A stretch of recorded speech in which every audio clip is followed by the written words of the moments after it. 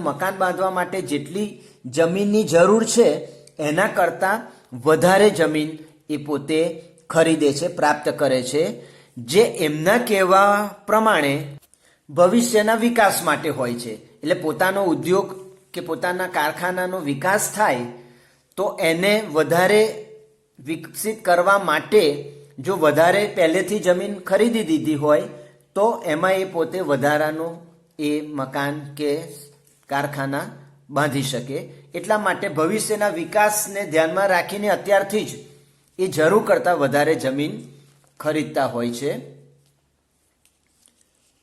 ઉદ્યોગોનો વિકાસ સારી ખેતીલાયક જમીન ઉપર થાય છે અને આ ઉદ્યોગ કે કારખાના જે છે એ ક્યાં સ્થપાય છે કે જે સારી જગ્યા છે, ખેતીલાયક જમીન, બરાબર છે, એના ઉપર જ આ ઉદ્યોગો સ્થપાય છે.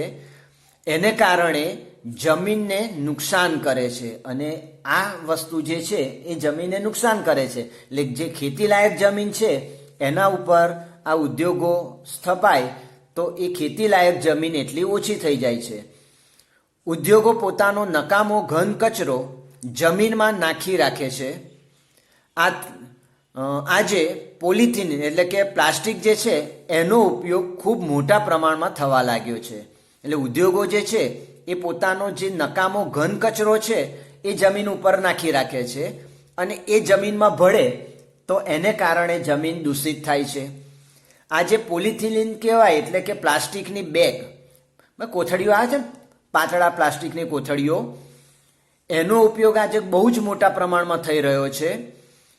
અને આ જે પ્લાસ્ટિક છે એ જમીનમાં ભળતું નથી. મતલબ કાગળ હોય તો એ જમીનમાં ઓગળી જાય, એમાં ભળી જાય, પણ આ પ્લાસ્ટિક છે એ વર્ષો વર્ષ તમે જમીનમાં દાટી રાખો છતાં પણ એ જમીનમાં ભળતું નથી અને એને કારણે એ જમીનને નુકસાન કરે છે, જમીન બગાડે છે. શહેરી કચરો કે જેમાં ખોખા, પ્લાસ્ટિકનો સ્ક્રેપ એટલે ભંગાર અને રાસાયણિક પદાર્થો હોય છે. જે શહેરી કચરો હોય એમાં ખોખા, માનો કે આપણે ટીવી લાયા હોય અથવા તો કોઈ વસ્તુ લાયા છે એનું જે ખોખું છે તમે જમીનમાં બહાર નાખી દો છો, બરાબર છે, તો અથવા તો પ્લાસ્ટિકનો સ્ક્રેપ એટલે ભંગાર અથવા તો રાસાયણિક પદાર્થો જે હોય છે એ બધો મુખ્યત્વે એ શહેરી કચરો ગણાય છે. અને આ તમે નાખી દીધો હોય કચરો, એ ઉડીને સારી જમીન એટલે કે ખેતરોમાં પડે છે અને જમીન દૂષિત કરે છે. એટલે આવો જે કચરો છે પવનથી ઉડી અને જે સારી જમીન છે, ફળદ્રુપ જમીન છે, ખેતીલાયક જમીન જેને કહેવાય, એવી જમીન પર પડે અથવા તો ખેતરમાં ઉડીને પડે તો એને કારણે એ જમીન પ્રદૂષિત થાય છે. ખેડૂતો દ્વારા વધુ ઉપજ માટે રાસાયણિક ખાતરોનો પણ ખૂબ બહોળા પ્રમાણમાં ઉપયોગ થઈ રહ્યો છે. આજે ખેડૂતો જે છે એ વધારે ઉત્પાદન મળે એટલા માટે એ ખાતરનો ઉપયોગ કરે છે. અને કયા પ્રકારનું ખાતર? રાસાયણિક ખાતરનો ઉપયોગ કરે છે. અને જેટલા પ્રમાણમાં વધુ પ્રમાણમાં તમે રાસાયણિક ખાતરનો ઉપયોગ કરશો એટલું એ જમીનનું પ્રદૂષણ વધશે. બહોળા પ્રમાણમાં ઉપયોગ કરે છે એનો મતલબ બહુ મોટા પ્રમાણમાં એનો ઉપયોગ કરે છે અને એને કારણે જમીન બગાડવામાં અને પર્યાવરણને નુકસાન કરવામાં એ મોટો ભાગ ભજવે છે. શું મોટો ભાગ ભજવે છે? રાસાયણિક ખાતર જે ખેડૂત દ્વારા ખેતરોમાં નાખવામાં આવે છે. આજે ઉદ્યોગોના અને ગટરોના પાણીનો ઉપયોગ ઉપજાઉ જમીનમાં થવાથી તેમાં પાકતા અનાજ, શાકભાજી દૂષિત હોય છે. હવે આજે ઉદ્યોગ ધંધાનું પાણી હોય, ગટરોનું જે પાણી છે એ પાણીનો ઉપયોગ તમે ઉપજાવ એટલે કે જે ખેતીલાયક જમીન છે એમાં તમે સિંચાઈ માટે એનું પાણીનો ઉપયોગ કરો છો, આવું દૂષિત પાણી. અને આ દૂષિત પાણીના ઉપયોગથી જે અનાજ પાકે છે, જે શાકભાજી પાકે છે એ પણ કેવું હોય છે? દૂષિત હોય છે, જેના લીધે ક્ષય અને હાડકાના રોગો થાય છે. બરાબર છે. એટલે આજે દૂષિત પાણીના ઉપયોગ દ્વારા જે અનાજ કે શાકભાજી પકવવામાં આવે છે અથવા તો એનું ઉગાડવામાં આવે છે તો એને કારણે એવા અનાજ અને શાકભાજીનો ઉપયોગ કરવાથી ક્ષય અને હાડકાના રોગો થાય છે. ઉપજાઉ જમીન ઓછી થતાં અનાજની તંગી સર્જાવાની શક્યતાઓ ઊભી થઈ છે.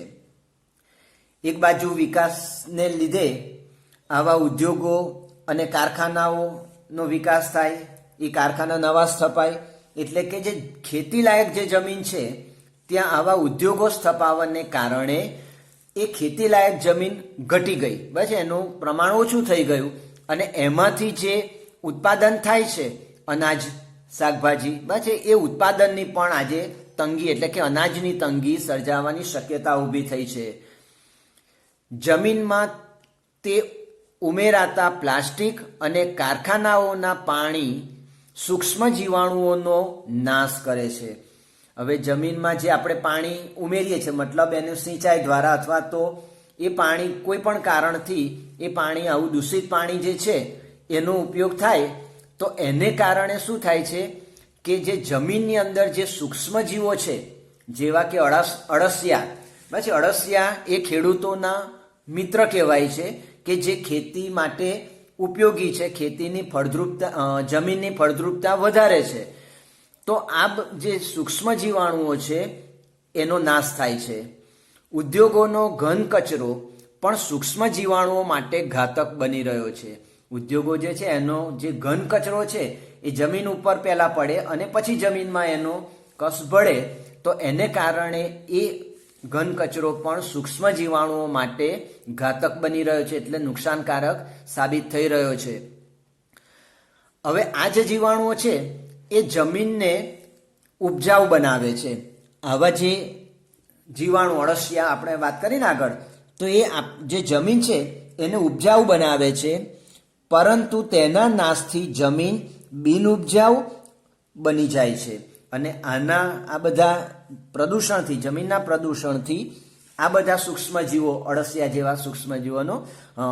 જેવા જીવોનો નાશ થાય છે અને એને કારણે જે જમીન છે એ બિનઉપજાઉ બની જાય છે. આપણે જમીન પ્રદૂષણને અટકાવી શકીએ તેમ છે. તો વિદ્યાર્થી મિત્રો, આપણે જમીનનું પ્રદૂષણ અટકાવવું હોય તો આપણે શું કરી શકીએ? તો આપણે પ્લાસ્ટિક અને કેમિકલનો ઉપયોગ જરૂર પૂરતો જ કરવો જોઈએ. આપણે પ્લાસ્ટિક જે છે એ તમે ઉપયોગ કરી અને પછી એ પ્લાસ્ટિક તમે જમીન ઉપર નાખી દો છો અને અગાઉ જોયું તેમ એ પ્લાસ્ટિક જમીનમાં ભળતું નથી અને જમીનને નુકસાન કરે છે, પ્રદૂષિત કરે છે. એ જ રીતના જે કેમિકલ્સ છે એ જમીનમાં ભળવાથી એ કેમિકલવાળું જે જમીન છે એ બિનઉપજાઉ બની જાય છે. એટલે આપણે પ્લાસ્ટિક અને કેમિકલનો ઉપયોગ જરૂર પૂરતો જ કરવો જોઈએ. ઉપજાઉ જમીનમાં ઉદ્યોગો સ્થાપવા ન જોઈએ. જે ખેતીલાયક જમીન છે, જે જમીન પર સારી રીતે આપણે પાક મેળવી શકીએ છીએ એવી ઉપજાઉ જમીન ઉપર આપણે ઉદ્યોગો સ્થાપવા ન જોઈએ. પર્યાવરણનું જતન કરવું જોઈએ. પર્યાવરણના ઘણા તત્વો છે તો એ આપણે પર્યાવરણનું જતન કરવું જોઈએ, એનું રક્ષણ કરવું જોઈએ. રાસાયણિક ખાતરને બદલે જૈવિક ખાતરો, આપણે જે અગાઉ જોયું ને કે રાસાયણિક ખાતરને લીધે પણ જમીન પ્રદૂષિત થાય છે, તો રાસાયણિક ખાતરને બદલે જૈવિક ખાતરો, પછી દેશી ખાતરો વાપરવા જોઈએ. છાણિયું ખાતર, જે બધા વર્મી કમ્પોસ્ટ ખાતર, આ બધા જૈવિક ખાતરો છે, દેશી ખાતર કહેવાશે, બરાબર છે. તો એનો ઉપયોગ વધારવો જોઈએ. જંતુનાશક દવાઓ ઓછા પ્રમાણમાં ઉપયોગમાં લેવી જોઈએ. હવે જંતુનાશક દવાઓ આપણે પાક ઉપર છાંટીએ પણ એમાંથી તમે ખાલી પાકને જે છોડ છે એના ઉપર જે દવા કંઈક પડવાની છે એવું નથી. ઘણી દવા ઉડી અને એ જમીન ઉપર પણ પડે એટલે જમીન પ્રદૂષિત થાય છે. એટલે જંતુનાશક દવાઓ જે છે એનો પણ આપણે ઓછા પ્રમાણમાં ઉપયોગ કરવો જોઈએ. જે નકામા પ્લાસ્ટિક અને ઘન કચરો છે એને બાળી નાખવો જોઈએ અથવા તો એને રિસાયકલ કરીને ફરીથી ઉપયોગમાં લઈ શકાય ને એટલા માટે એનું ફરીથી રિસાયકલિંગ, બરાબર છે. એટલે ફરી એમાંથી એને નાશ કરી અને બીજું એમાંથી ઉત્પાદન કરવામાં આવે તેને રિસાયકલ કહેવાય. તો રિસાયકલ કરી તેનો નાશ કે ફરીવાર ઉપયોગ કરવો જોઈએ. માનો કે પ્લાસ્ટિક હોય તો એને ઓગાળી અને ફરી પાછી કંઈક નવું પ્લાસ્ટિકનું કંઈક વસ્તુ બનાવી શકાય. દાખલા તરીકે પ્લાસ્ટિકની ડોલ છે અથવા પ્લાસ્ટિકનું કોઈ વાસણ છે એ તૂટી ગયું તો આપણે એને નાખી દઈએ છીએ તો જમીનમાં ભળે નહીં, બરાબર છે. પણ એ પ્લાસ્ટિકને આપણે ફરીથી એને રિસાયકલિંગ કરીએ, મતલબ એને ઓગાળી અને પછી નવું કોઈ વસ્તુ બનાવવામાં આવે તો એનો ફરી ઉપયોગ થયો એમ કહેવાય. પછી પરંપરાગત જે સ્ત્રોતો છે એનો ઉપયોગ કરવો જોઈએ, જેમ કે લીલો પડવાશ, બરાબર છે, એ નવી ટેકનોલોજીનો ઉપયોગ કરવો જોઈએ. લીલો પડવાશ જે છે એ ખેતી માટે એનો ઉપયોગ વધારવો જોઈએ. પછી પાણીની બચત થાય તો એના માટે, અને પાણી જે છે ને, વધારે પડતું પાણી પણ જો જમીનમાં હોય તો પણ એ જમીન પ્રદૂષિત બનતી હોય છે. એટલે પાણી બચાવે અને પ્રદૂષણ પણ રોકે એમ છે, બરાબર છે. જેમ કે આપણે ટપક સિંચાઈ પદ્ધતિ. ટપક સિંચાઈ પદ્ધતિ એટલે શું કે એક પાઇપલાઇન હોય, એમાં એક કાણું હોય, છિદ્ર હોય, અને જ્યાં છોડ છે ત્યાં આગળ થોડી વારે એક નાનું ટીપું એ પાણીનું એ છોડના મૂળ આગળ પડ્યા કરે, બરાબર છે. એને કારણે જરૂર પૂરતું જ પાણી એ છોડને મળે. વધારાના પાણીનો જે બગાડ થાય છે એ બગાડ ન થાય, અને એને કારણે જમીન પણ પ્રદૂષિત ઓછી થાય. વિદ્યાર્થી મિત્રો, અહીં તમને આ 3 ચિત્રો આપેલા છે. એ ચિત્ર જમીનનું પ્રદૂષણ કેવી રીતે ફેલાય છે એ દર્શાવે છે. તો આ પહેલું ચિત્ર જે છે એની અંદર આપણે જોઈ શકીએ છીએ કે જે નકામો જે કચરો છે, પ્લાસ્ટિક ને બધું, એ આ રીતના ત્યાં ઉડીને જમા થયેલું છે, અથવા તો કોઈ માનવી દ્વારા ફેંકવામાં આવેલું છે, બરાબર છે. તો એને કારણે આ જે આપણે તમે વૃક્ષો ઉગ્યા છે એટલે એનો મતલબ એ ઉપજાઉ જમીન તો છે જ, બરાબર. તો ત્યાં આગળ આ પ્રકારનો જે કચરો છે એ જમીનમાં ભળે છે અને જમીનને પ્રદૂષિત કરે છે. આ બીજા ચિત્રની અંદર અહીં લખેલું છે હોસ્પિટલ વેસ્ટ, મતલબ જે હોસ્પિટલમાંથી જે નકામો કચરો કહેવાય, ઇન્જેક્શન હોય, પછી એના કોઈ આપણે પાટાપિંડી કર્યા હોય એના પાટા હોય કે ગમે તે એના બોક્સ હોય, તો આ બધું જે હોસ્પિટલમાંથી જે વેસ્ટ મતલબ નકામો ઘન કચરો નીકળે છે એ જમીન પર નાખી દીધેલો છે. તો એને કારણે પણ જમીન પ્રદૂષિત થાય છે. અને આ છેલ્લા ચિત્રની અંદર ત્યાં આગળ એ ખાતર નાખી રહ્યા છે, બરાબર છે. તો એ રાસાયણિક ખાતરનો ઉપયોગ કરતા જણાય છે. તો આ ખાતરનો ઉપયોગ પણ જમીન માટે જોખમી એટલે કે પ્રદૂષિત કરી શકે તેમ છે. હવે આપણે ધ્વનિ એટલે કે અવાજનું પ્રદૂષણ, નોઇઝ પોલ્યુશન, એના વિશે સમજીએ. વાયુ અને જળ પ્રદૂષણ ઉપરાંત ધ્વનિ એટલે કે ઘોંઘાટ અથવા અવાજ, એનું પ્રદૂષણ પણ ખૂબ વધી ગયું છે.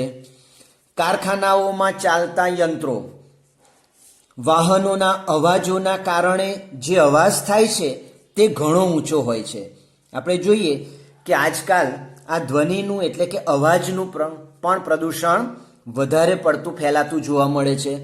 કારખાના હોય ત્યાં આગળ જે યંત્રો ચાલતા હોય તો યંત્રોમાંથી કોઈ ચોક્કસ પ્રકારનો અવાજ આવ્યા કરતો હોય, અથવા તો વાહનોની અવર જવરને કારણે વાહનોમાંથી પણ અવાજ આવે છે, અને આ જે અવાજ થાય છે એ ઘણો ઊંચો હોય છે. મતલબ એ અવાજની તીવ્રતા જે છે ને એ વધુ હોય છે, એના કારણે અવાજનું પ્રદૂષણ ઊભું થાય છે.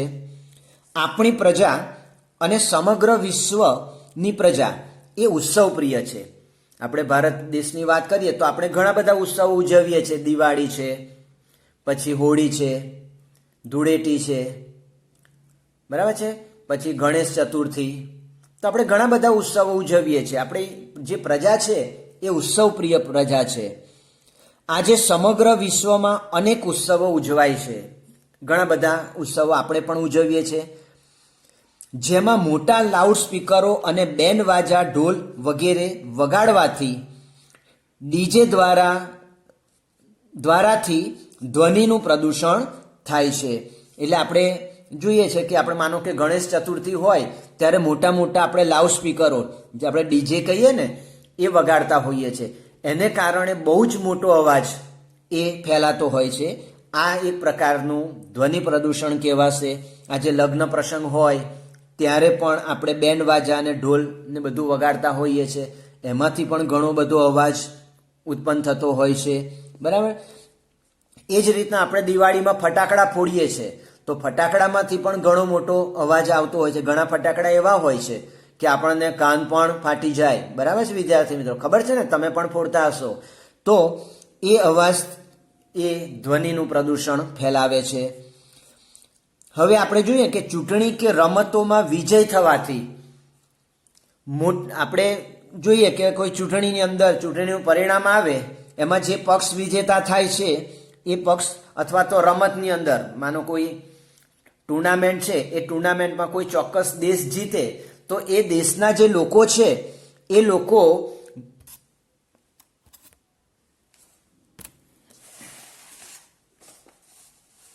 મોટા પ્રમાણમાં ફટાકડા ફોડતા હોય છે. બરાબર છે, એટલે મોટા પ્રમાણમાં ફટાકડા ફોડતા હોય છે. વાજિંત્રો વગાડવાથી પણ ધ્વનિનું પ્રદૂષણ થાય છે. એટલે વાજિંત્ર એટલે ખબર ને, આપણે કોઈ પણ જે સંગીતનું સાધન છે એ વગાડવાથી પણ પ્રદૂષણ થાય છે. શહેરોમાં બસ, રિક્ષાઓ, દ્વિચક્રીય વાહનો એટલે ટુ વ્હીલર્સ, બરાબર, એના પ્રમાણ આજે વધતું જાય છે. 4 રસ્તા ઉપર ખોટી જગ્યાએ પાર્કિંગ કરવાથી આ વાહનોનો ભરાવો થાય છે. હવે તમે બજારમાં ગયા હોય, મુખ્ય બજારનો વિસ્તાર હોય, ત્યાં કોઈક ગાડીવાળાએ કોઈ ખોટી રીતના પાર્કિંગ કરી દીધું છે, તો એને કારણે અન્ય વાહનોની અવર જવરમાં અડચણ ઊભી થાય. બરાબર છે, એટલે ત્યાં ટ્રાફિક જામ થાય. અને આજે આપણે જોઈએ છે કે કોઈને પણ 2 મિનિટ રાહ જોવી પોસાતી નથી. એટલે શું, આગળ સહેજ ટ્રાફિક જામ થયેલો જુએ એટલે એ શું કરશે, પોતાના ગાડીનો હોર્ન વગાડશે. બરાબર છે, વારંવાર હોર્ન વગાડવાથી પણ અવાજનું પ્રદૂષણ ઉદ્ભવે છે. બરાબર છે, આ બધું ધ્વનિ પ્રદૂષણ ફેલાવે છે. સમુદ્રો અને મોટી નદીઓ જ્યાં મોટા જહાજો સબમરીનો ફરે છે તે જળમાં પણ અવાજનું પ્રદૂષણ ઊભું થાય છે. કે જ્યાં સમુદ્ર કે મોટી નદીમાં સબમરીન જે કહેવાય ને, એ જહાજો ને બધું ફરતું હોય તો એમાંથી પણ કોઈ ચોક્કસ પ્રકારનો અવાજ ઉત્પન્ન થતો હોય છે. એ પણ જળમાં પણ અવાજનું પ્રદૂષણ ઊભું કરે છે. ધ્વનિ પ્રદૂષણથી ઘોંઘાટના કારણે બહેરાશ આવવા ઉપરાંત માનસિક સ્વાસ્થ્ય ઉપર વિપરીત અસર પડે છે. વિદ્યાર્થી મિત્રો, આપણે ધ્વનિ પ્રદૂષણની આપણા ઉપર, આપણા જીવનમાં શું અસર પડે છે, તો કે આપણને બહેરાશ આવે છે, કાનમાં ઓછું સંભળાય. તમે સતત અવાજવાળા કોઈ કારખાનાની અંદર મશીનમાંથી અવાજ આવતો હોય, યંત્રમાંથી, અને ત્યાં કોઈ કારીગર કામ કરે છે, હવે આવા સતત અવાજના હેઠળ એ કામ કરતો હોય તો એ વ્યક્તિના કાનમાં બહેરાશ આવવાની શક્યતા ખૂબ જ વધી જાય છે. આ ઉપરાંત વધારે પડતું આવું ધ્વનિ પ્રદૂષણને કારણે આપણું જે માનસિક સ્વાસ્થ્ય કહેવાય, આપણી માનસિક તંદુરસ્તી, એને પણ વિપરીત અસર પડે છે. કયા પ્રકારની, તો કે આપણી યાદશક્તિ ઓછી થઈ જાય. બરાબર છે, ચીડિયાપણું વધી જાય. આપણે નાની નાની વાતે આપણે ગુસ્સે થઈ જઈએ, બરાબર છે, ચીડિયાપણું વધી જાય. વધુ પડતા અવાજથી પ્રકૃતિ પર વિપરીત અસર પડે છે. વધારે પડતો અવાજ હોય તો પ્રકૃતિને પણ એની અસર જોવા મળે છે. બરાબર છે, એક ખેડૂત હતો, એણે પોતે પોતાના જે ખેતર છે, પોતાની વાડી હતી કદાચ, તો એ વાડીની અંદર નાના નાના સ્પીકરો મૂકી અને એકદમ ધીમા અવાજે સંગીત એ વગાડતો હતો. તો એને કારણે એ જે વાડીમાં જે વૃક્ષો હતા, જે છોડ હતા, એનો વિકાસ ઝડપી થયો એવું સાબિત થયું હતું. તો આપણે કહી શકીએ કે આવું સારું સામાન્ય સંગીત હોય એ જો છોડના વિકાસને મદદરૂપ થતી હોય તો એનાથી વિરુદ્ધમાં અતિશય વધારે અવાજથી આ જે પ્રકૃતિ છે એના ઉપર પણ વિપરીત અસર થતી જોવા મળે છે. બરાબર, ઘણા કીટકો અને જીવાણુઓ જે આપણને ઉપયોગી છે ને, તે પણ નાશ પામે છે. હવે કબૂતર જેવા બીકણ પક્ષી હોય અને એકદમ મોટેથી કોઈ, માનો કે ફટાકડો ફોડ્યો અથવા તો આવું કોઈ એકદમ મોટો અવાજ આવ્યો તો એનાથી એ પોતે બીને મરી ગયાના પણ દાખલા છે. બરાબર, હોસ્પિટલ, શાળા કે દવાખાના પાસે નો હોર્ન કે સાયલન્સ પ્લીઝ જેવા ચિહ્નો મૂકવામાં આવે છે. એટલે આપણે હોસ્પિટલ હોય અથવા તો શાળા હોય ને, તો ત્યાં આગળ, અથવા તો દવાખાના, તો ત્યાં આગળ હોર્ન, નો હોર્ન એટલે આ વિસ્તારમાં હોર્ન વગાડવાનો પ્રતિબંધ છે. એ પ્રકારનું આપણે સાઇન બોર્ડ મૂકતા હોઈએ છીએ, નો હોર્ન અથવા સાયલન્સ પ્લીઝ. તમે દવાખાનામાં જાઓ ને તો ત્યાં આગળ કોઈ નર્સને આ રીતના નાકને મોં પર આંગળી મૂકી અને લખેલું હોય સાયલન્સ પ્લીઝ, બરાબર છે, એટલે દવાખાનામાં પણ મોટા અવાજથી વાત કરવા પર પ્રતિબંધ હોય છે. તો આ બધા હોસ્પિટલ, શાળા અને જે દવાખાનાઓ છે ત્યાં નો હોર્ન કે સાયલન્સ પ્લીઝ જેવા ચિહ્નો આપણે મૂકવા પડે છે. તો એ શું બતાવે છે? એ ખરેખર ધ્વનિની પ્રદૂષણની મારકતા દર્શાવે છે. તો ધ્વનિ પ્રદૂષણ કેટલા હદ સુધી માનવી ફેલાઈ રહ્યો છે કે એને અટકાવવા માટે અને ચોક્કસ વિસ્તારોમાં તો ખાસ અટકાવવા માટે આવા તમારે બોર્ડ મૂકવા પડે છે, બરાબર, ચિહ્નો મૂકવા પડતા હોય છે. નાગરિક પોતે જ સમજવાની ટેવ કેળવે એ જ એનો ઉપાય છે. ધ્વનિ પ્રદૂષણને અટકાવવું હોય તો આપણે પોતે જ સમજવાની જરૂર છે, બરાબર છે. આપણે ઉત્સવો, પ્રસંગો દરમિયાન વધુ પડતા અવાજ કરવાવાળા વાજિંત્રો વગાડવા ના જોઈએ. તો ધ્વનિ પ્રદૂષણ અટકાવવા માટે આપણે શું કરી શકાય એના ઉપાયો બતાવ્યા છે કે આપણે જેને પહેલામાં પહેલું તો સમજવાની જરૂર છે. આપણે જે ઉત્સવો અથવા પ્રસંગો જે ઉજવીએ છીએ તે વખતે અતિશય જે અવાજ કરે છે એવા વાજિંત્રો વગાડવા ન જોઈએ. ફટાકડા ન ફોડવા જોઈએ. ન ફોડવા જોઈએ એનો મતલબ એનું પ્રમાણ ઓછું કરવું જોઈએ, અથવા તો ઓછો અવાજ કરે એવા ફટાકડા ફોડવા જોઈએ, અથવા તો એવા વિસ્તારમાં જઈને ફટાકડા ફોડવા જોઈએ કે જેથી ધ્વનિનું પ્રદૂષણ ઓછું ફેલાય. વાહનો યોગ્ય સમયે સર્વિસ કરાવવા જોઈએ. આગળ આપણે જો વાહનો હોય એ વાહનોમાંથી પણ અવાજ આવતો હોય, બરાબર છે. તો વાહનનો જો સર્વિસ ના કરાઈ હોય તો વાહનમાંથી થોડો વધારે અવાજ આવતો હોય છે. પીયુસીના નિયમો ખૂબ કડક બનાવવા જોઈએ. આગળ આવી ગયું છે પોલ્યુશન અંડર કંટ્રોલ, બરાબર છે. એના જે નિયમો છે એ પણ ખૂબ કડક બનાવવા જોઈએ. વસ્તી ગીચતાને નિયંત્રણમાં રાખવી જોઈએ કે કોઈ એક વિસ્તારની અંદર વધારે પડતી વસ્તી ગીચતા એટલે કોઈ એક ચોક્કસ વિસ્તારની અંદર વધારે માણસો રહે ને તો એને વસ્તી ગીચતા કહેવાય. તો વસ્તી ગીચતા નિયંત્રણમાં રાખવી જોઈએ. નજીક નજીક હોય તો એકબીજાનો અવાજ સંભળાય, બરાબર છે. કોઈનું ટીવી વાગતું હોય અથવા કોઈ મોટે મોટેથી ક્યાંક પોતાની ટેપ રેકોર્ડ વગાડતા હોય, સીડી પ્લેયર વગાડતા હોય, તો થોડું દૂર હોય તો એની અસર બીજી વ્યક્તિને ઓછી થાય. એટલે વસ્તી ગીચતાને પણ નિયંત્રણમાં રાખવી જોઈએ. ઉદ્યોગોએ અવાજને નિયંત્રિત કરવા વનીકરણ કરવું જોઈએ. એટલે જે ઉદ્યોગો હોય એની આજુબાજુ મોટા વૃક્ષો વાવવા જોઈએ, ઉગાડવા જોઈએ. વૃક્ષોમાં શું થાય કે ધ્વનિનું શોષણ થાય છે, એટલે એનું પ્રદૂષણ ઓછું ફેલાય. આપણે એરપોર્ટ હોય ને વિમાન મથક, તો એની આજુબાજુ વૃક્ષો ઉગાડવામાં આવે છે.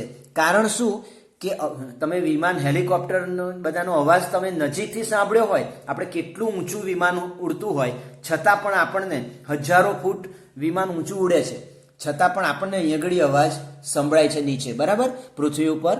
તો એ વિમાન ખરેખર નીચે જમીન સુધી આવે તો એનો કેટલો મોટો અવાજ હશે આપણે વિચારી શકીએ છીએ. તો એ અવાજ કંટ્રોલ કરવા માટે, નિયંત્રિત કરવા માટે જે એરપોર્ટ છે એની આજુબાજુ વૃક્ષો ઉગાડવા જોઈએ. વનીકરણ એટલે વૃક્ષો વધારે વાવવા જોઈએ. વાહનોના અવાજને ઘટાડવા રસ્તાઓની આજુબાજુ વૃક્ષો ઉગાડવા જોઈએ. મેં કીધું ને કે હવાઈ મથક હોય એરપોર્ટ, એની આજુબાજુ વૃક્ષો વાઈએ.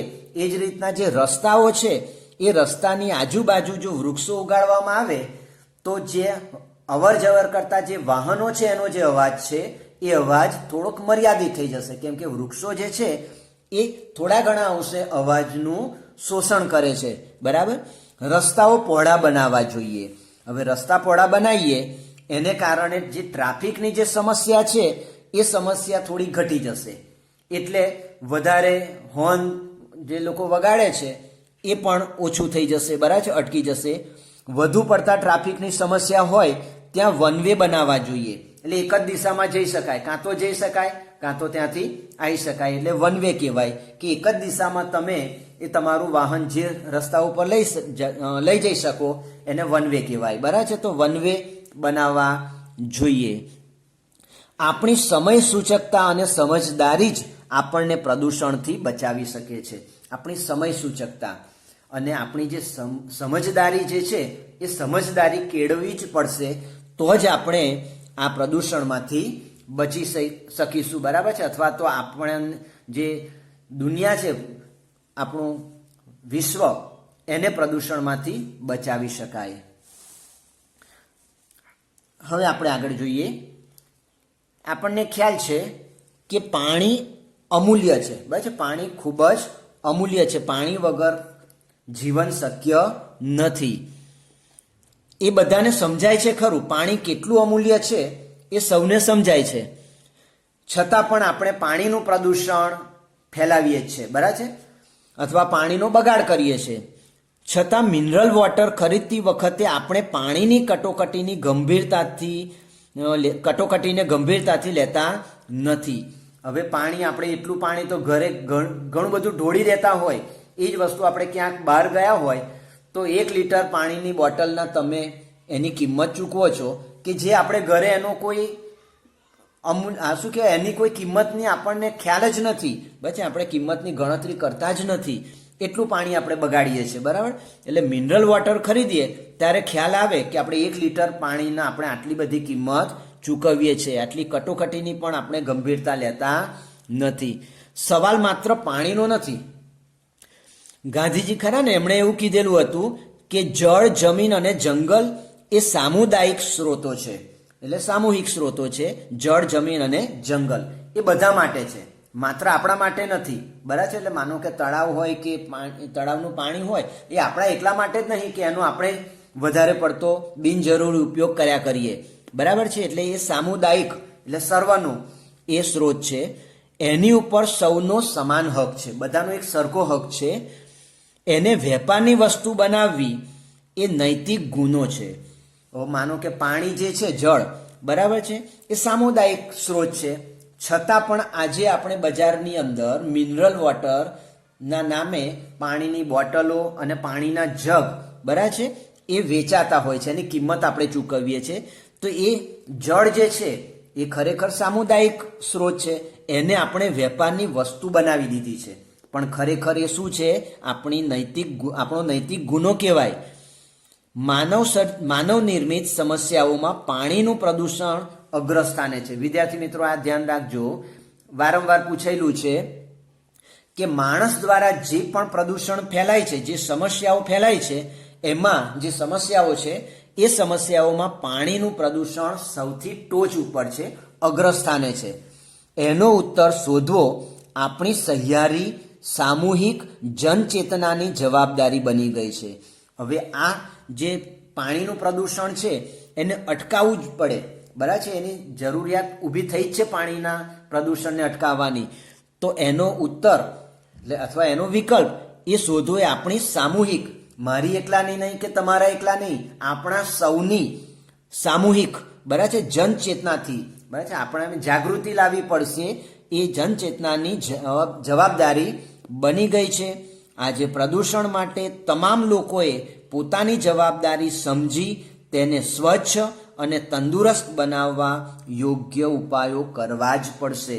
બરાબર છે, તો આજે પ્રદૂષણને જો અટકાવવું હોય તો તમામ લોકો, 1-2 વ્યક્તિથી હું એકલો પાણી બચાવીશ અથવા તમે એકલા પાણી બચાવશો અથવા તો તમે કોઈ પ્લાસ્ટિકની વસ્તુનો ઉપયોગ ઘટાડશો, હું ઘટાડું, તો એનાથી કોઈ આ પ્રદૂષણ અટકવાનું નથી. તમામ લોકોએ પોતાની જવાબદારી સમજવાની છે. બરાબર, અને સ્વચ્છ અને તંદુરસ્ત બનાવવા માટેના યોગ્ય ઉપાયો તો વિચારવા જ પડશે. નહીં તો એક સમય એવો આવશે કે પૃથ્વી ઉપર પ્રદૂષણની માત્રા એટલી બધી વધી ગઈ હશે કે જેથી માનવ જીવન અથવા તો સમગ્ર જે જીવસૃષ્ટિ છે એ જીવસૃષ્ટિને પણ જીવવું આકરું, મુશ્કેલ બની જશે. એવું પણ બની શકે, એવી પરિસ્થિતિ નિર્માણ થાય એવી સંપૂર્ણ શક્યતાઓ છે. એટલે આજથી જ વિદ્યાર્થી મિત્રો, બરાબર છે, આપણે પણ પોતે આ પ્રદૂષણ મુક્ત વિશ્વને બનાવવા માટે નાનું તો નાનું પણ આપણું યોગદાન આપવું જરૂરી છે. બરાબર છે, આપણને એવું લાગે કે ભાઈ હું એકલો કચરો નહીં નાખું તો એનાથી પ્રદૂષણ ઘટીને કેટલું ઘટશે. પણ વિદ્યાર્થી મિત્ર, દરેક વ્યક્તિ, વિશ્વનો દરેક નાગરિક જો આવું વિચારશે તો પૃથ્વી ઉપરથી વિશ્વમાંથી પ્રદૂષણની માત્રા ઘટી જશે. જ્યારે રામ જે છે ને એ શ્રીલંકામાં પેલા સીતા માતાની ખોજ માટે એ પેલા દરિયામાં પેલો શું કે પુલ બનાવતા હતા, સેતુ, બરાબર છે, તો વાનરો બધા પથ્થર નાખતા હતા અને સેતુ બનાવવામાં મદદરૂપ થતા હતા. તો આ એક ખિસકોલી હતી નાની, એ નાની ખિસકોલી પણ પોતાને એવું લાગ્યું કે ભાઈ આ જે કામ છે, આવું ખિસકોલીની આપણે ખબર છે એની ક્ષમતા કેટલી, છતાં પણ એ ખિસકોલી શું કરતી હતી, એ દરિયા કિનારે તો રેતી હોય, એ રેતીમાં આળોટે, એટલે પોતાના શરીર ઉપર રેતી ચોંટે, એ ત્યાં જઈ દરિયામાં જઈ અને ત્યાં પાછી આળોટે, એટલે ત્યાં એ રેતી પાણીમાં ઠરી જાય, ફરી પાછી ભીનું શરીરવાળું બહાર આવે, ફરી રેતીમાં આળોટે અને એના શરીર પર રેતી ચોંટે, અને એ ફરી પાછી દરિયામાં જઈ અને એ ત્યાં આગળ પાછી પાણીમાં આળોટે, એટલે પોતાના શરીર પર ચોંટેલી જે રેતી છે દરિયામાં. હવે વિદ્યાર્થી મિત્રો તમે વિચારો કે આ ખિસકોલીના શરીર પર કેટલી રેતી ચોંટી શકે વધુમાં વધુ, અને આવું કેટલી વાર કરે તો છેક ભારતથી શ્રીલંકા, લંકા સુધીનો પુલ, પેલો સેતુ બની શકે. છતાં પણ એની પોતાની જવાબદારી સમજી, બરાબર છે, પોતાનાથી બનતું હતું એટલું એ પોતે ઉપયોગી થવા માટે એના પ્રયત્નો હતા. તો વિદ્યાર્થી મિત્રો આપણે પણ આપણાથી જેટલું પણ બને એ આ પર્યાવરણને બચાવવા માટે આપણે કંઈક કરવું પડશે જ.